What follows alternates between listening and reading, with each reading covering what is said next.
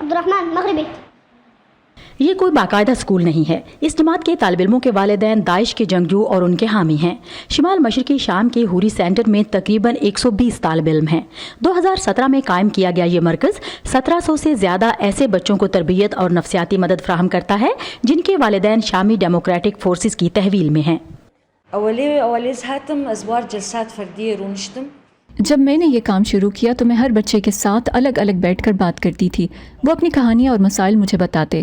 اب وہ مدد کے لیے مجھ پر بھروسہ کرتے ہیں اور میرے پاس صلاح مشورے اور مدد کے لیے آتے ہیں۔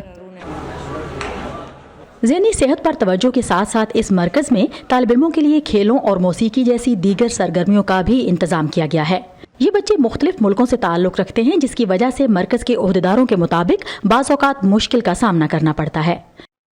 ہر زمانہ کی جگہ کے مختلف ہیں۔ یہ مختلف جگہوں سے آئے ہیں اور مختلف زبانیں بولتے ہیں۔ مشکل مرحلہ ان سب کو عربی زبان میں پڑھانا ہے۔ ان کا مستقبل کیا ہوگا کہا نہیں جا سکتا۔ جب یہ اپنے والدین کے ساتھ یہاں لائے گئے تھے تو اس میں ان کی مرضی شامل نہیں تھی۔ یہ تو بہت چھوٹے تھے۔ اب جب ان کے انتہا پسند نظریات کی جگہ اعتدال پسندی نے لے لی ہے تو یہ اپنے ملکوں کو واپس جانا چاہتے ہیں۔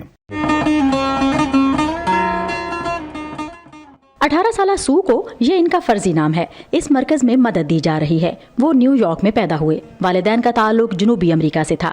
ان کا کہنا ہے کہ ان کی والدہ انہیں داعش میں شامل کرنے کے لیے شام لے کر آئی تھیں۔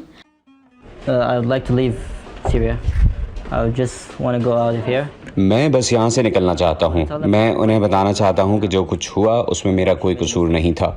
میری ماں نے غلطی کی تھی۔ میرے لیے وقت نکلتا جا رہا ہے۔ میں بڑا ہو رہا ہوں اور کچھ بھی نہیں کیا جا رہا۔